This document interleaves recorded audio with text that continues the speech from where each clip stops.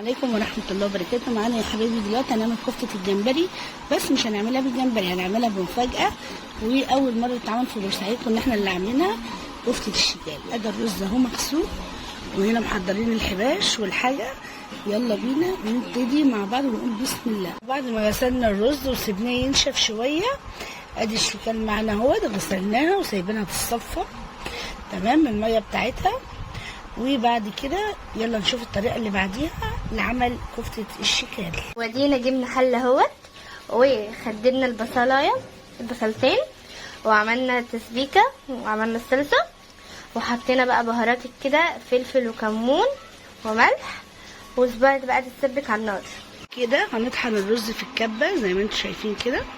نجيب كبه ست الحبايب يا حنانك انت، وناخد فيها الرز اللي هو اللي نشف، ونضربه بالشكل ده لغايه ما يبقى ناشف. وكده لازم الرز يبقى بودر كده بالشكل اللي انتوا شايفينه ده، ناعم قوي. هنخلص بقيه الكميه مع ست الحبايب يا حنانك انت، ونرجع لكم تاني عشان الدوشه. كده خلصنا كميه الرز للشكال اهو، طحناه طحن ناعم زي ما انتوا شايفين كده اهو. يلا بينا نشوف الخطوه اللي بعديها. بالشكل ده حطينا في الكبه بصل وتوم اهو زي ما انتم شايفين كده. بنخرط البصل وبنحط عليه التوم، ونحط ملح وكمون وفلفل اسمر والحباش، ونضربه مع بعض. الحباش يا جماعه اللي هي خضره المحشي، اللي هو الشبت والبقدونس والكزبره، عشان ما حدش يقول لي احباش. الحباش اللي هي خضره المحشي، او الكزبره والشبت والبقدونس اهو.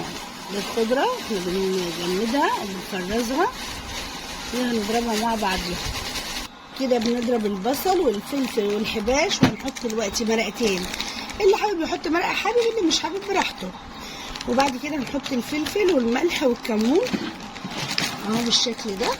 وهنزود الضرب تاني، احنا لسه هنضرب تاني لغايه ما تنعم خالص اهو بالشكل ده. مرقتين دجاج، عندك فوريه ممكن تحطي فوريه عادي. فلفل اسمر حيقيها بقى، حيقيها بالفلفل الاسمر والملح والكمون اهو. كمون، اسفل للازعاج اللي جنبنا بيتهد. وده الملح اهو. الملح طبعا مش هنزود يا جماعه، الملح عادي في هم عايزين يحطوا ملح. ما تحاولوش تحدقوا قوي، لان البحريات زي ما قلت لكم بتحدق نفسها. طبعا احنا عاملين تسبيكه على النار، بصلتين مفرومين، وحطينا حمرناه بشويه زيت حلوين. وبعد كده قمنا عاملين ايه، هنضرب الكبه. وكده بنحط الشكال اهو في الكبه على البصل والثوم عشان ننعمها ونفرمها بيها بالشكل ده. ننزل كده الخلطه اللي احنا ضربناها، الشكال والبصل والثوم والبهارات على الرز الناعم اهو. بصوا اللهم بارك، بصوا والله زي الجمبري بالظبط، ما شاء الله اللهم بارك، ما شاء الله. تسلم ايدك يا كبيره، ما شاء الله ما شاء الله ما شاء الله، اللهم بارك. بصوا نفتح الكشاف، بصوا هتحطوا كده الرز عليها اهو اهو. اللحم الشكال يا اولاد بينفش وبيبقى جميل جدا وطعمه تحفه تحفه تحفه. هنعمل الجوله الثانيه بقى. يلا هنضرب الضربه الثانيه ونرجع لكم. وبكده نلف الرز بقى بالشكال بالخضره والثوم والبصل لغايه كله ما يتجانس مع بعضه. وبعد كده هنصبع ونقلي ونحط في الصلصه. بعد الصلصه ما تاخد غلوتين كده حلوين، ننزل بقى الكميه كلها مره واحده في الصلصه، مش هنحط واحده واحده عشان واحده ما تاخدش سوا وواحده لا. نقلي ونحط جنبينا، وبعد كده نقوم منزلين مره واحده الكميه في الصلصه. لا بس بعد العجنه دي لازم تشمع في التلاجة. ايوه لازم نحطها في التلاجة تشمع شويه وبعدين نصبع. بالظبط كده يا جماعه، لازم تشمع في التلاجة شويه، يعني حطها ربع ساعه وخلصوا اللي وراكم وارجعوا صبعوا. يلا لايك والشير بقى والاكسبلورات الكتير، ودعوا لنا دعوه حلوه في قلب الكومنتات. ما شاء الله اللهم بارك. وبكده ما شاء الله اهي، بصوا كده السمك بتاعها والحلاوه والجمال. ما شاء الله ما شاء الله اللهم بارك، كلها لحم. هتفشر تفشير، بس احنا بقى ندخلها التلاجة ربع ساعه ترتاح تشمع كده، وترتاح، وبعد كده نقوم مصبعينها معاكم وبالهنا والشفا. نصبع بقى، ندهن ايدينا زيت ونصبع بالطريقه دي. استنى عشان ده طلع مش حلو اهو، الطريقه دي كده، ونحط على الصينيه مدهونه زيت يا جماعه. هنخلص الكميه ونرجع لكم تاني.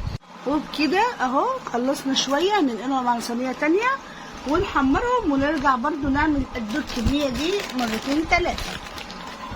متنسوش الاكسبلور ولايك بقى وشير وكده. ادي المقلة اهوت، بصوا بالمنظر ده تحفه قوي، اللهم بارك. بصوا ما شاء الله، لا مكتومه ولا حاجه، وزي الفل وطعمها فله.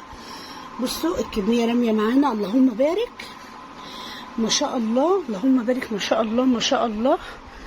ولسه بعد ما نخلص كميه القلي دي كلها هنحطها في الصلصه دفعه واحده. ما ينفعش تقلي حبه وتحطيهم، لا تسقطيهم كلهم دفعه واحده. يلا ما تنسوش الاكسبلور والشير، والف الف هنا على اللي هياكل. ادي اهي نقليها بالطريقه دي بالزيت، ما تطرش الزيت قوي يعني، هو ما بتستهلكش زيت اهي. بصوا اللهم بارك. ونزلنا بقيت ايه، نزلنا حبه كده في الصلصه اهو ما شاء الله، اللهم بارك ما شاء الله على الريحه ما شاء الله. تمام اهي. طبعا ما ننساش القرن الفلفل بتاعنا الحلو ده بتاع الحاجه امي. وادي اللي لسه هيتقلى، وادي اللي بيتقلى، اللهم بارك. تسلم ايدك يا كبيره. وبكده في الاول علينا عليها النار، وبعد كده وطينا عليها بالشكل ده، اللهم صل على النبي.